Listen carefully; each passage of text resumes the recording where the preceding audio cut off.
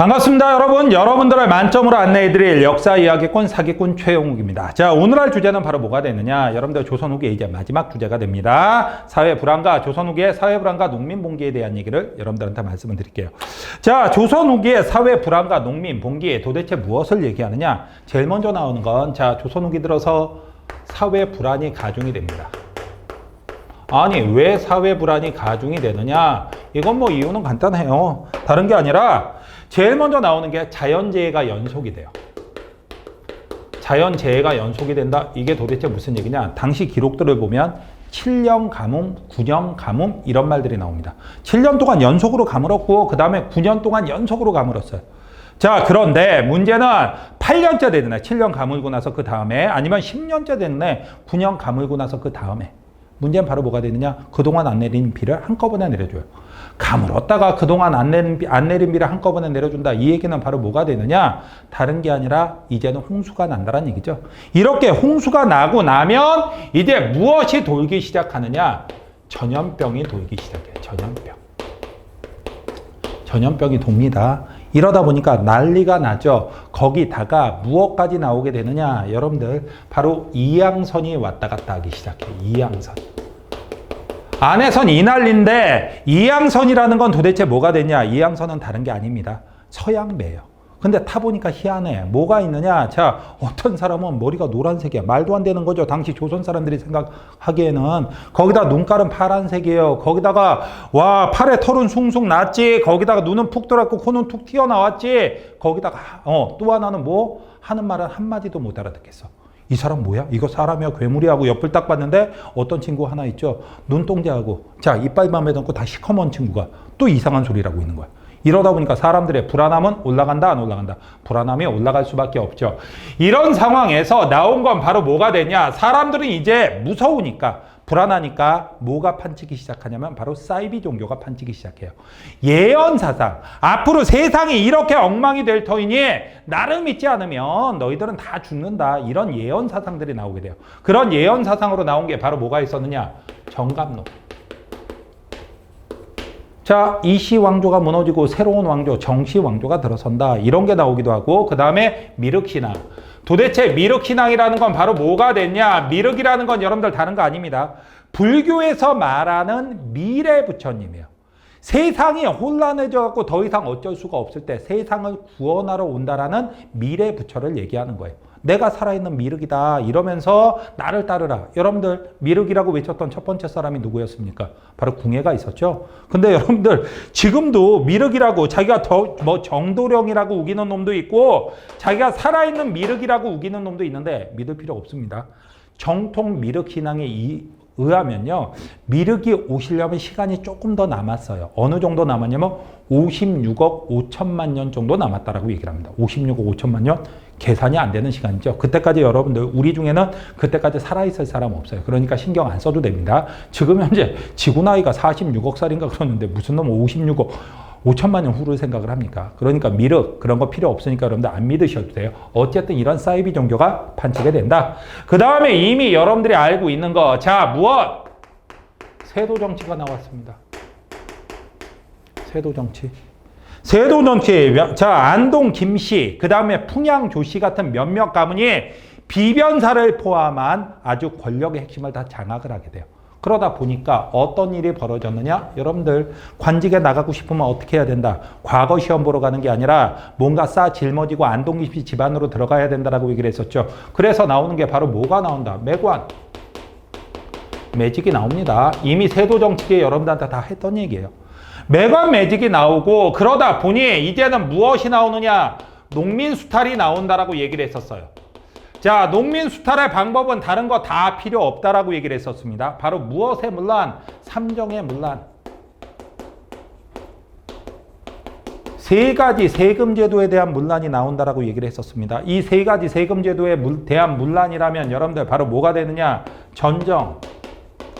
전정이라는 건 토지세에다가 온갖 잡세를 붙인다라고 얘기를 했었습니다. 사또 생일이라고 세금, 사또 아들 소풍 간다고 세금 난리치는 거죠. 그 다음에 군정.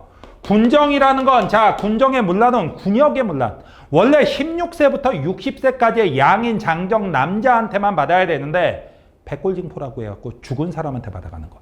황구첨정이라고 해갖고 어린아이한테 받아가는 것. 그 다음에 도망갔다라고 해갖고 이웃집에 받아가는 걸 인징. 또 도망가면 그걸 바로 친척집에 받아가는 걸 족징 이러죠. 이러다 보니까 살 수가 없다. 그 다음에 환곡이라는 거 여러분들 기억을 하실 겁니다. 자, 이거는 원래 빈민구제책이라고 얘기를 했어요. 봄에 곡식이 썰어졌을 때 그걸 빌려주고, 봄에 곡식을 빌려주고 가을에 추수할 때 돌려받는 제도 원래 빈민구제책인데 이게 고리대로 바뀌었다라고 그랬죠. 심지어는 썩은 쌀 빌려주고 좋은 쌀로 받아가다 보니까 농민들은 안 빌려가려고 하는데 어거지로 빌려준다라고. 그걸 바로 늑대라고 얘기를 했었어요. 제가 세도 정치할 때 여러분한테 다 말씀을 드렸던 겁니다. 이러다 보니까 농민들은 여기에 대해서 살 수가 있다 없다, 살 수가 없다. 그래서 여기에 대한 저항을 하게 됩니다. 그 저항이 소극적인 저항이 있었고 적극적인 저항이 있었어요. 소극적인 거로는 벽서, 괴서. 자, 벽서, 괴서 바로 뭐가 되느냐? 벽서나 괴서는 종이에다 뭐라고 써갖고 어디다 붙여놓고 도망가거나 아니면 자, 걸어놓고 도망가는 거죠. 사또 바보. 사또가 얼마 삥땅 쳤다. 이런 식으로 써놓고 도망가는 겁니다. 그걸로도 안 되면 바로 뭐였습니까? 항조, 거세. 거세하니까 그때 제가 말씀드렸어요. 이거 자르고 싸우는 거 아니라고. 바로 뭐냐? 항조, 조에 저항하고 세를 거부한다. 항거 조세. 부당한 세금을 내지 않겠다는 얘기였어요. 그러다가 결과적으로 이런 모든 농민 수탈에 대한 저항으로 결국 농민 봉기가 터져 나오게 됩니다. 제일 먼저 터져 나온 건 바로 몇 년도가 됐냐? 1811년에 바로 홍경래의 난이에요. 홍경래의 난은 도대체 왜 터져 나왔느냐? 지역차별. 바로 어디 지역이라면 여러분들 평안도 지역. 이 사람들을 바로 서북민이라고 불러요. 서북지방 사람이라고. 바로 평안도에 대한 차별이 있었습니다. 평안도 지역에 대한 차별. 이건 조선 초부터 나왔던 겁니다. 이 조선 초에 이성계가 유언을 아예 그냥 말을 남겼다는 얘기가 있어요. 바로 뭐라고 하냐면 평안도 사람들은 쓰지를 말라. 그래갖고 계속해서 평안도에 대한 차별은 좀 누적이 되어 왔었습니다. 그런 거에 대한 불만이 터졌고요. 그거에 바로 누가 들고 일어나게 됐느냐? 홍경래가 들고 일어나게 됩니다. 자, 홍경래는 스스로를 무엇이라고 얘기를 하느냐? 평서대원수라고 얘기를 해요. 평서대원수라고 얘기하면서 봉기를 했죠. 평안도 지역에 자, 다복동이라는 데서 이제 봉기를 했는데 여기에는 누가 가담하게 되느냐? 이것만 보면 솔직히 말하면 농민 봉기라고 얘기하기 어려워요. 근데 이때 먹고 살기 힘들었던 농민들이 여기에 가담을 합니다. 가난한 영세 농민들이 가담을 합니다. 그 다음에 당시 정부가 희한하게도 누굴 밀어주고 있었냐면 원래 평안도 지역이라면 만상 같은 상인들이 있긴 있었어요. 그런데 문제는 정부에서는 경강상인이라든가 아니면은 개성의 송상 쪽을 돈을 받고 많이 밀어주고 있었어요. 그러다 보니까 여기에 열받은 중소상인들. 그 다음에 또 하나가 있었습니다. 또 하나가 바로 누구냐? 광산 노동자. 이런 사람들이 여기에 합류하면서 농민봉기로 이게 확대가 된 거예요. 그래서 한 청천강 이북 쪽을 몽땅 다 장악하기도 했지만 결국 6개월여 만에 홍경래의 난은 진압되고 맙니다. 이때가 바로 순조 때예요. 순조 때. 순조라면 여러분들 바로 누가 됐냐? 정조 다음 임금이 됐죠. 자, 이렇게 된다. 그리고 이 홍경래라는 이름은 여러분들이 들어봤을 텐데 저 어렸을 때 했던 드라마 한 편만 말씀은 좀 들어봤을 텐데 구름에 그린 달빛이라 구구다리라. 오? 어렸을 때 맞냐고요? 제가 계속 적응하라고 말씀드렸습니다. 저는 어제도 저 어렸을 때예요. 자, 거기 보면 김유정 배우가 바로 홍경래의 딸로 나와요. 실제로 그래갖고 실제로 그렇게 세자하고 홍경래 그 부분은 다 소설입니다. 소설이에요. 알았죠? 자, 그 다음에 두 번째는 이렇게 하고 계속해서 왔다 갔다 하더니 1862년도에 결국 엄청난 일이 터지고 말아요. 제일 먼저 터진 건 진주 농민봉기입니다. 진주 농민봉기예요. 자, 진주에 경상 우병사로 누가 왔느냐? 백낙신이라는 놈이 왔어요. 근데 이놈 대단해. 아주 완벽한 형태, 퍼펙트한 형태의 삼정의 문란을 저질러요. 퍼펙트한 삼정의 문란. 맞습니다. 어느 한쪽도 부족함이 없어. 전정, 군정, 황국의 문란이 삼위일체로 완벽하게 벌어지는 거야. 주변 사토들이 어떻게 그렇게 뜯어먹고 사냐고 견학을 올 정도가 됐어요. 그러자 농민들을 대표해갖고 누가 들고 일어나느냐? 유계춘이라는 인물이 들고 일어나게 됩니다. 그래갖고 터져나온 게 진주농민봉기예요. 자, 이렇게 진주농민봉기가 일어나자 정부에서는 안 되겠다 해갖고 누구를 파견했느냐? 그나마 좀 괜찮은 사람을 파견하기도 했었습니다. 바로 누구냐? 안핵사. 박규수가 가요. 박규수는 누구냐? 여러분들이 이제 이번 단원을 마지막으로 조선 후기를 끝내고 그 다음에 무엇으로 넘어가냐면 이제 흥선대원군부터 해갖고 근현대로 넘어갈 거예요. 근데 근현대 가서도 굉장히 이름을 자주 듣게 될 사람입니다. 박규수는 할아버지가 바로 누구냐면 연암 박지원이에요. 연암 박지원의 친손자입니다. 근데 이 사람이 안핵사라는 사람은 바로 무엇이냐? 다른 게 아니라 농민봉기가 일어나면 그걸 조사하러 가는 조사관이에요. 그래갖고 우리가 한국사를 공부하면서 안핵사는 2명이 나오는데 한 분은 좋은 안핵사, 한 새끼는 나쁜 안핵사가 있어요.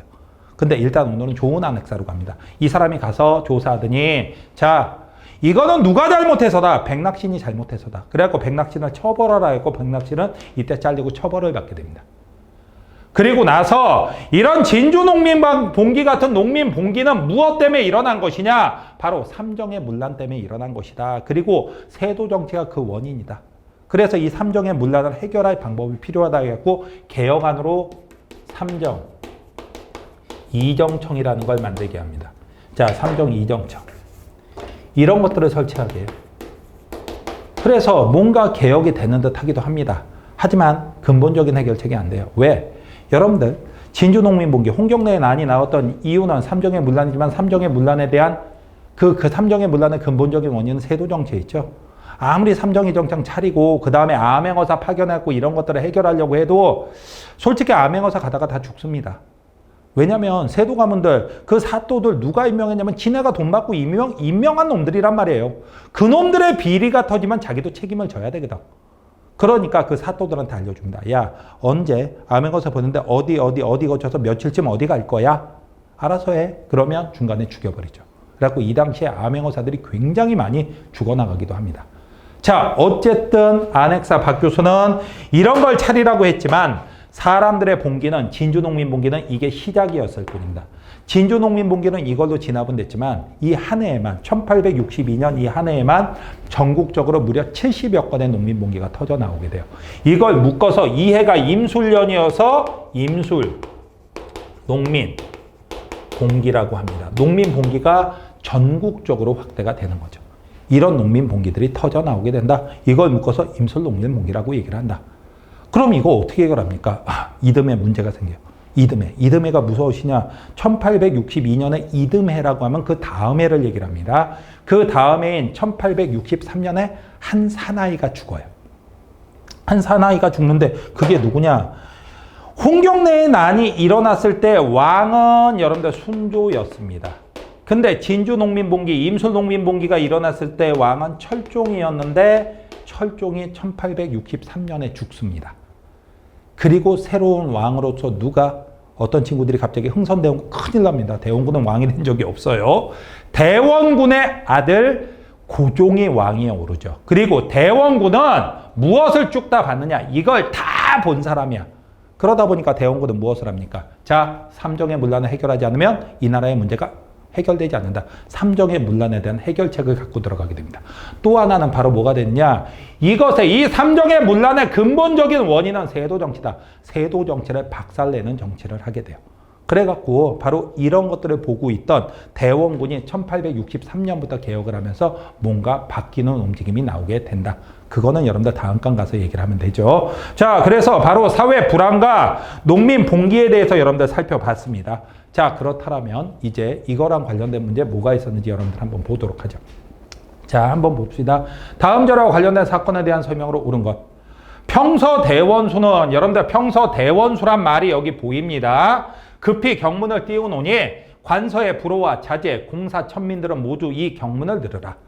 무릇 관서는 성인, 기자의 옛 토요, 단군 시조의 옛 근거지로서 의관이 뚜렷하고 문물이 아울러 발달한 곳이다.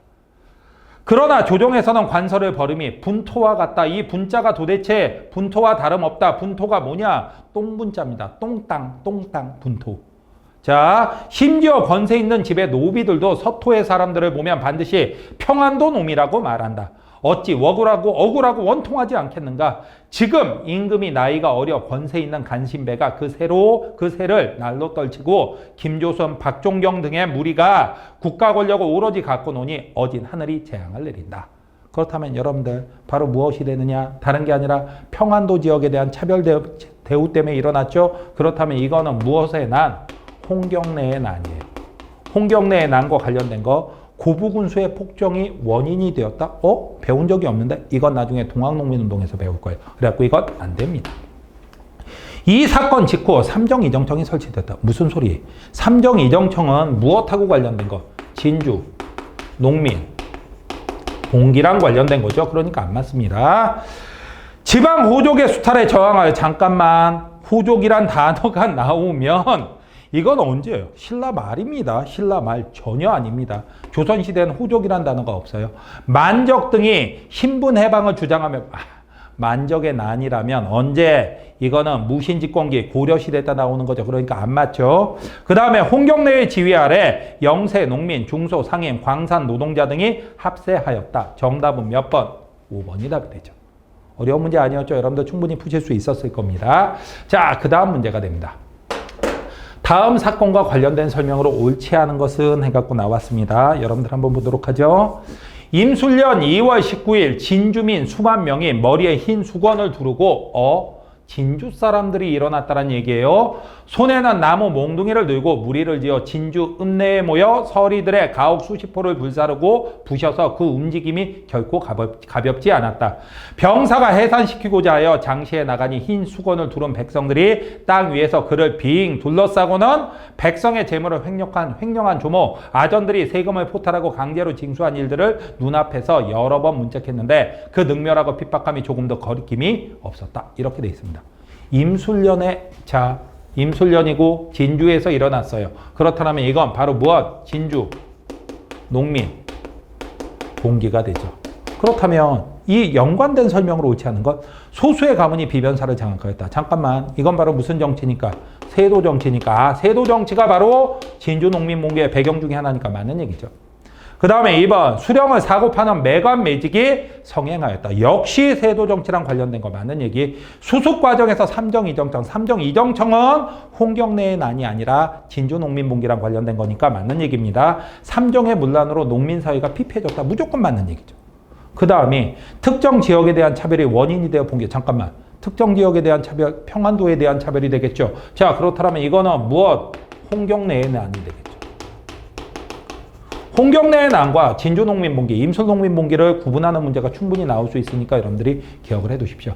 자, 이렇게 해갖고 조선 후기의 사회혼란하고 그 다음에 농민봉기에 대한 주제를 살펴봤습니다. 여러분들 어렵지 않으셨죠? 이번 강의 여러분들 고생하셨고요. 다음 강좌에서 뵙도록 하죠.